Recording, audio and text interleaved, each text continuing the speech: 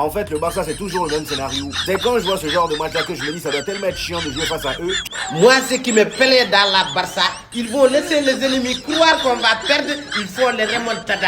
Et avec ça, les gens vont me dire que le Barça va jouer les barrages. Ceux qui ont conspiré ce soir, j'espère que vous avez eu satisfaction. Tu es là, tu donnes tout, tu te bats le Slavia Prague aujourd'hui en première mi-temps. Fallait voir comment ils ont commencé le match. Ils reculaient pas devant le FC Barcelone en termes d'intensité, ils y allaient. Répondant à cette équipe de Slavia Prague qui, franchement, ont quand même fait bien peur au Barça en leur infligeant 2 buts. Une belle combativité qui s'arrêtera malheureusement au retour du vestiaire, où le match tournera finalement dans un sens unique. D'un Dani Olmo qui envoie un but à l'extérieur de la surface.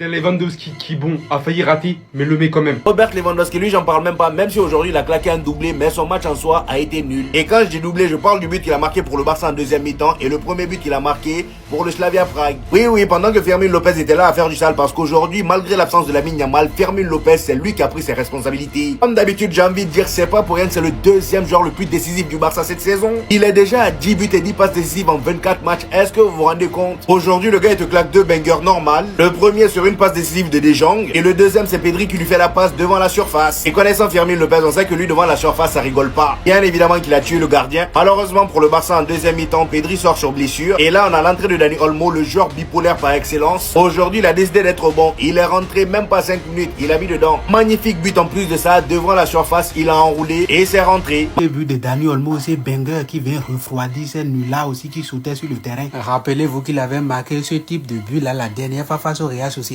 On aurait pu bien célébrer cette victoire, mais malheureusement, le meilleur milieu de terrain au monde, 5 Bellingham de chaque pied, 10 Arda Güler de chaque côté, est sorti sur blessure. C'est un choc, un gros coup, sachant que le dernier match sera très important et capital pour nous. Pourquoi? Parce que pour terminer dans les 8 premiers, ça va se jouer sur le goal average.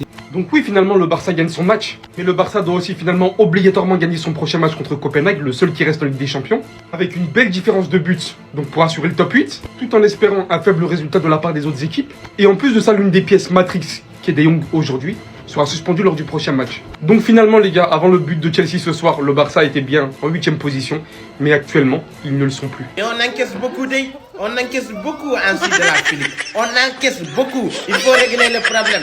Mais on est content.